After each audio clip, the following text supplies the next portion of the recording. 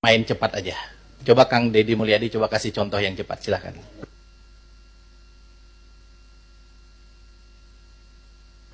Baik, pimpinan yang saya hormati, kita langsung saja. Kita tahu bahwa daerah-daerah hari ini mengalami penurunan dana alokasi. Bahkan ada beberapa daerah yang hampir tidak lagi memiliki kemampuan untuk memenuhi kebutuhan dasar pembangunannya karena dihabiskan untuk belanja pegawai. Ada pengangkatan P3K memiliki implikasi terhadap terkurasnya dana alokasi pembangunan dan DAU. Kemudian yang berikutnya, setelah itu dana DAK mengalami penurunan, terutama di bidang infrastruktur. Ini memiliki implikasi yang cukup luas terhadap kinerja pembangunan di setiap daerah. Kalau data-datanya kita sudah sampaikan lah, nanti tinggal dilihat. Nah, seluruh problem itu menurut saya harus segera diselesaikan dalam kerangka kerja, dalam rekrutmen kepegawaian P3K yang sesuai dengan kualifikasi yang dibutuhkan oleh daerah. Saya berikan contoh misalnya, tidak semua menurut saya seleksi untuk P3K atau ASN itu harus melalui pendekatan seleksi digital. Kenapa? Karena ada beberapa spesifikasi pekerjaan yang itu tidak perlu digitalisasi. Sopir truk sampah itu nggak usah seleksi ASN menurut saya. Tukang sapu itu tidak usah. Tukang taman tidak usah. Tenaga office boy tidak usah. Tenaga pengamanan tuh tidak usah. Apa sih dampaknya dari rekrutmen ini? Yang pertama dari sisi rekrutmennya terjadi rekrutmen ASN dan P3K, tetapi di sisi lain kebutuhan yang dibutuhkan oleh daerah dan provinsi itu tetap dilakukan. Pada akhirnya ngangkat lagi melalui outsourcing. Ini pertama pendekatan.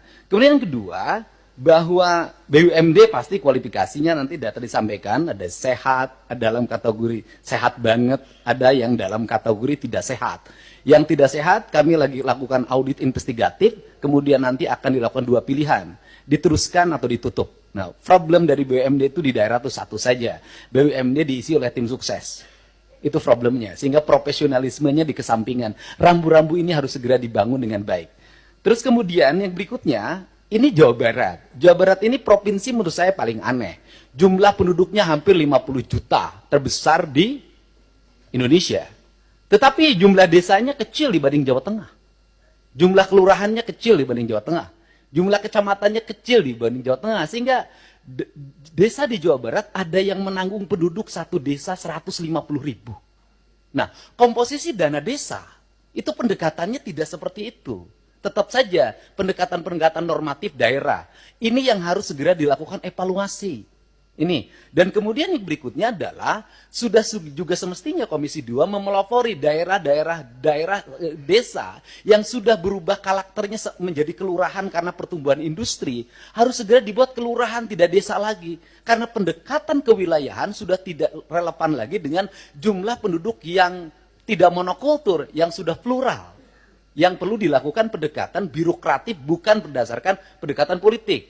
Ini yang harus dilakukan. Kemudian yang berikutnya adalah daerah menanggung beban apa lagi? Instansi vertikal seperti Kementerian Agama itu kewenangannya banyak banget. Ngurus madrasah diniyah, madrasah sanawiyah, madrasah aliyah, masjid, pondok pesantren, tapi duitnya nggak bawa. Nah, pada akhirnya kalau gubernur tidak memenuhi, kalau bupati tidak memenuhi kebutuhannya, maka nanti akan dibenturkan dengan isu agama, tidak berpihak pada kepentingan umat. Padahal di satu sisi, dia masih memiliki kewajiban-kewajiban terhadap sekolah SD negerinya masih roboh, SMP negerinya masih roboh, SMA negerinya masih roboh. Nah, problem seperti ini kalau dibawa ke wilayah politik DPR, maka kita akan mendominasi kepentingan ini dibanding kepentingan internal kita, yang menjadi kewajiban dasar kita.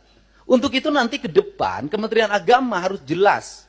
Kalau dia mengatakan bahwa masjid tanggung jawab Kementerian Agama, madrasah diniyah tanggung jawab Kementerian Agama, madrasah sanawiyah Kementerian Agama, madrasah aliyah negeri Kementerian Agama, termasuk juga madrasah aliyah swasta, pesantren adalah di bawah Kementerian Agama, uang di Kementerian Agama diperbanyak agar mereka bisa mandiri. Sehingga fiskal kabupaten, fiskal kota, fiskal provinsi sangat berimplikasi kuat bagi kesejahteraan publiknya dan bagi apa yang menjadi kewajiban dasarnya.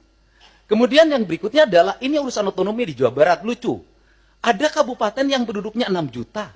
Ada kota yang penduduknya hanya 250.000, tapi berbatasan. Saya berikan contoh misalnya, dulu di wilayah selatan, karena waktu itu ketua komisi 2-nya, itu dapilnya, Ciamis, Banjar, Pangandaran, sehingga pertumbuhan otonominya cepat. Kabupaten Pangandaran, Kota Banjar, Kabupaten Ciamis. Tetapi di wilayah Bogor yang penduduk 6 juta, sampai sekarang nggak berubah-ubah. Kemudian juga Kota Sukabumi berbatasan dengan Kabupaten Sukabumi. Kabupaten Sukabumi penduduknya banyak sekali, sedangkan Kota Sukabumi penduduknya kecil sekali. Kota Cirebon dengan Kabupaten Cirebon. Kota Cimahi berbatasan dengan Kabupaten Bandung, berbatasan Kabupaten Barat. Kotanya kecil sekali penduduknya. Tapi di sisi lain Kabupaten Bandung penduduknya besar sekali. Fiskal ini akan lahir tidak adil. Ada kota yang mendapat alokasi relatif baik, penduduknya sedikit. Ada kabupaten yang alokasinya tidak begitu besar, penduduknya besar. Pertanyaan saya adalah ke depan bisakah dibuat inisiasi penambahan jumlah wilayah untuk sebuah wilayah? Misalnya kalau Kabupaten Sukabumi susah sekali membuat daerah otonomisasi baru, bisakah sebagian dari wilayah Kabupaten Sukabumi diintegrasikan dengan kota Sukabumi, kotanya berubah jadi kabupaten? Ini percepatan untuk apa? Agar melahirkan rasa adil dalam percepatan pembangunan di Jawa Barat. Kemudian ke depan, bisakah dana alokasi umum standarnya bukan dari jumlah kabupaten, jumlah kota, jumlah desa, jumlah kelurahan? Bisakah standarnya adalah jumlah penduduk? Karena kalau pendekatannya hanya jumlah kota, jumlah kabupaten, jumlah kelurahan, maka Jawa Barat akan di bawah Jawa Tengah secara terus-menerus. Sedangkan beban residu akibat pertumbuhan industri berbatasan dengan ibu kota negara, berbatasan dengan Jakarta, itu memiliki implikasi luas dalam penanganan. Barangkali ini sebagai pengantar dari saya dalam pendekatan-pendekatan ke depan, dan ini amanah dari teman-teman di daerah. Semoga kebuntuan-kebuntuan ini bisa dilakukan percepatan-percepatan. Karena apa? Karena daerah diperlukan upaya-upaya kita untuk melakukan perubahan-perubahan, tidak boleh secara terus-menerus dengan pola monoton seperti ini. Nah, yang terakhir misalnya hari ini daerah harus beratraksi.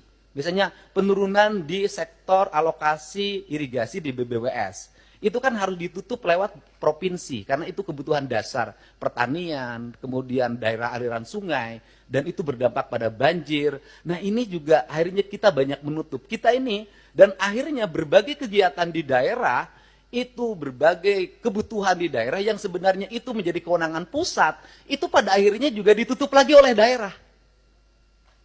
Ditutup lagi oleh daerah. Ini barangkali sebagai gambaran umum, saya ucapkan terima kasih. Semoga pertemuan ini memberikan manfaat.